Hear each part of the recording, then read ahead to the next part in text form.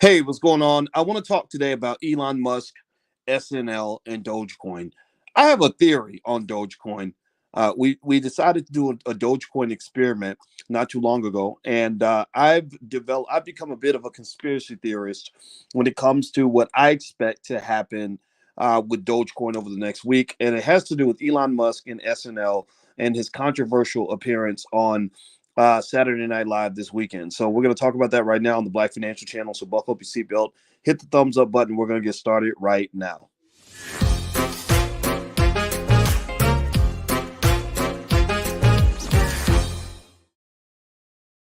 Hey, what's going on, guys? Welcome to the Black Financial Channel. That's theblackfinancialchannel.com. My name is Dr. Boyce Watkins. I'm your friendly neighborhood finance professor. And today I wanted to give you an update on my Dogecoin experiment.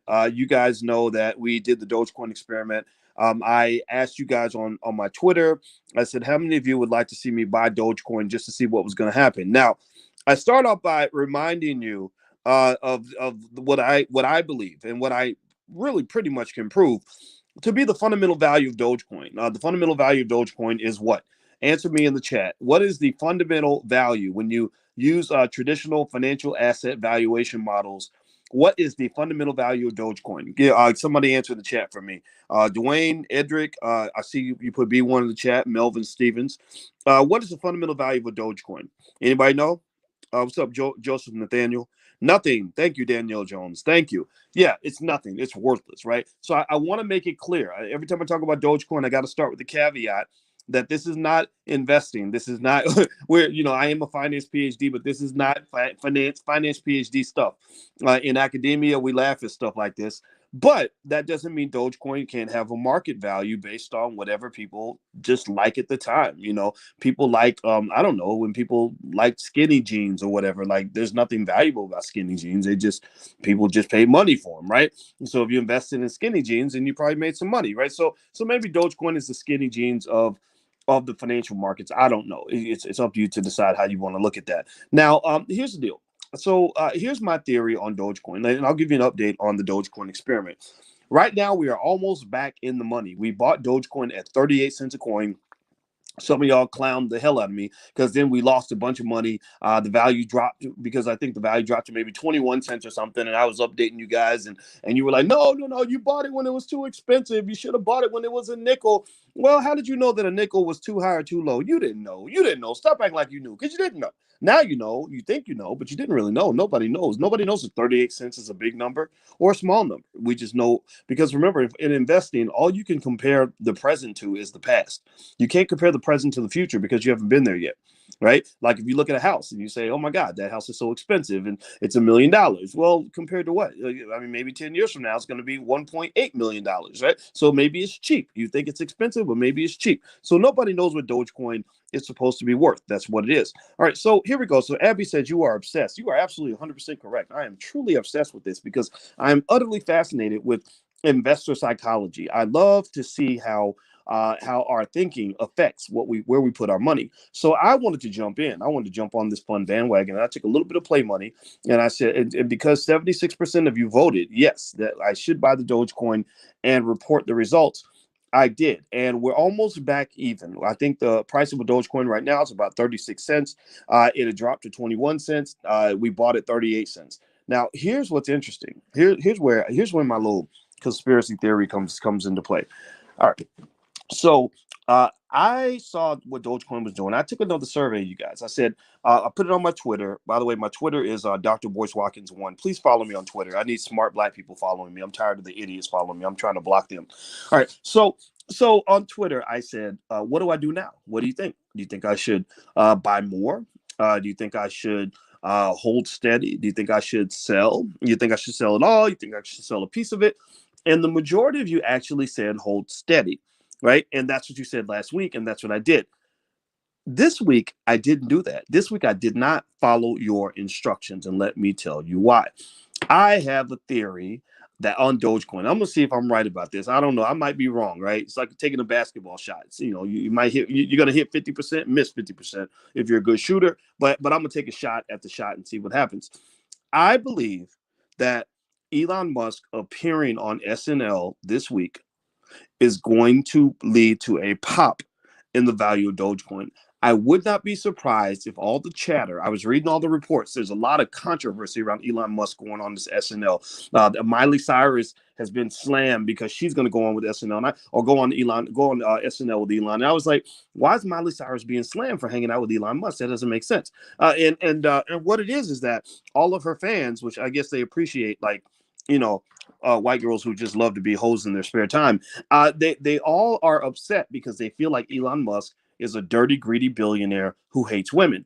I don't know where they get that from, but then again, crazy people who follow people like Miley Cyrus, they just find a reason to be mad at you and they hate you no matter what. Most of them are part of the Me Too movement, and we've pretty much concluded that most of that was garbage. Not all of it, right? So, like some of these rappers, the way they treat women is ridiculous. But some of the Me Too movement, like I'm going to accuse you of a crime 20 years ago where there's no proof or whatever, but yet you're supposed to believe me because I'm a woman. Like that doesn't even make any sense. Like that, no logical person in the history of this planet could ever make sense of a statement like that. That I'm going to believe you just because you have a vagina. I'm sorry, that just doesn't. I don't understand that.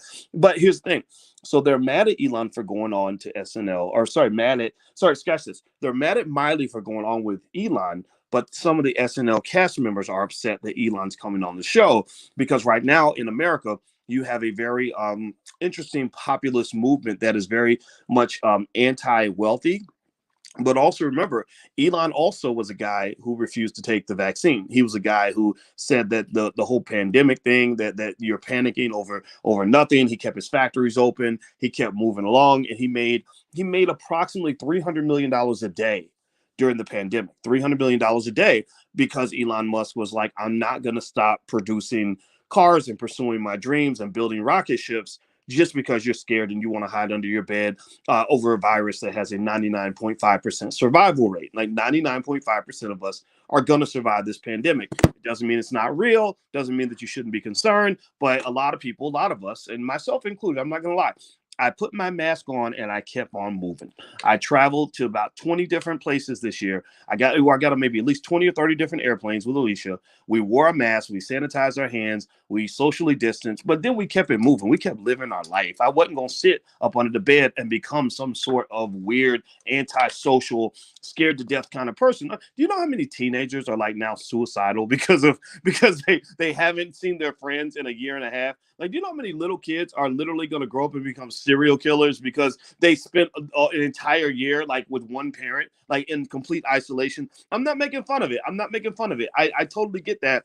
But there's a way to handle danger without freaking the fuck out and completely shutting your whole life down. I didn't understand that. Now, with that said, Elon Musk is not popular with liberals. In fact, I think he might even be a Trump supporter. I don't know. He took a picture with Kanye West. So a lot of the SNL cast members are not happy about Elon coming on the show. A lot of Miley Cyrus fans are not happy about Miley Cyrus performing with Elon when he comes on the show. So you might say, Boyce, why are you talking about all this? This didn't make no sense, man. You're all over the place. Why am I talking about this? Well, because this is going to draw a ton of media attention. This is going to dominate the internet chatter in these internet streets, in these internet streets. It's going to dominate the internet chatter for the entire week. And what's going to happen at some point, in my view, is that somehow Dogecoin is going to slide into the conversation on SNL when they do their skits. They do skits on all things that are relevant. They will probably do a skit or two about Dogecoin. And also, when Americans start fighting back and forth like they do, we just kind of have this society now where everybody hates everybody else and everybody's always arguing and throwing crap at each other. Um, what happens is that the people that support you really hunker down in what they believe. So I believe that the people who love Elon Musk, and I'm not gonna lie, I'm one of them. I think Elon Musk is one of the most fascinating white boys I've ever seen. Like I love the idea of a billionaire who wants to go to Mars. I think that's the coolest thing ever, right? Most billionaires just want to buy like an extra Rolls Royce or whatever. Like he wants to go to Mars. Like how cool is that? And also he's into science like me. I'm a sciencey guy, and me and my stepson talk about Elon Musk all the time because he's an engineer. He's into cars, and we just love it. We think it's the coolest thing in the world. And so I think that this is going to have an impact on the price of Dogecoin. I swear to God, I believe that Dogecoin is going to go up. So let's see. Corey says, so you're buying more Dogecoin. You know what? I did. I'm going to double down on my bet on my gamble, right? This is not an investment. This is a gamble. This is a bet. This is damn near like a day trade. It's not quite a day trade, but it's pretty close. I doubled down and I bought 5,000 more Dogecoins because I believe, again, this is my conspiracy theory. Maybe I'm wrong. I could be, I mean, in a week from now, I may be totally off base. I may be apologizing a week from now. I have no idea. But I believe that that's going to pop the price of Dogecoin. And then you know what we're going to do? After we do that, after we see the big pop, I think I might go ahead and be like, okay, let's take our money off the table, or maybe we'll just figure it out as a group and decide how much to take off the table. Maybe we won't take it all off. Maybe I don't know. But this is not a real investment. I want to make that clear. So do not think that I'm running around here with a PhD in finance talking about Dogecoin as if it's a truly valuable, meaningful, relevant, fundamental investment. The best investments you make are the investments that you hold for long periods of time that are going to build generational wealth. Your family will not build generational wealth off Dogecoin, most likely. Maybe it's possible, but it's probably not going to happen. Okay. All right. Do we get that? Do you understand what I'm saying? Okay. Where do I buy my Dogecoin from, Justin? I just bought some on Robinhood, but you can buy it on Cash App. I don't know if you can buy it on Cash App. I know you can't buy it on Coinbase. Coinbase doesn't mess with Dogecoin because Dogecoin is kind of, they're kind of in the ghetto of cryptocurrencies. Like other cryptos don't really respect Dogecoin because it kind of makes a mockery out of the whole system. It's kind of like when Donald Trump got elected president and everybody thought the presidency was a joke, which it kind of was. Like if you elect a guy like Donald Trump, then you're electing reality TV stars to become president, then, it kind of reduces the respect of the office, right? So the same thing is kind of true with Dogecoin. They felt that Dogecoin really was disrespectful of the whole crypto space. And I don't completely disagree. Now, anyway, that's pretty much all I want to share. My Instagram is here, The Real Boyce Watkins. Feel free to follow me on Instagram if you want to hang out and have intelligent conversations.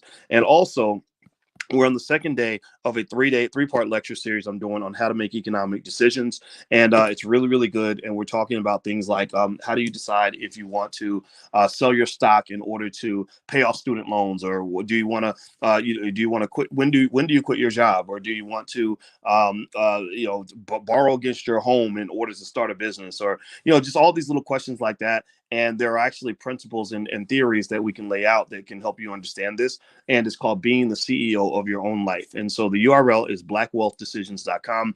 Everything's recorded. You have lifetime access. So if you'd like to go over to blackwealthdecisions.com, you can actually use the code word podcast 0430.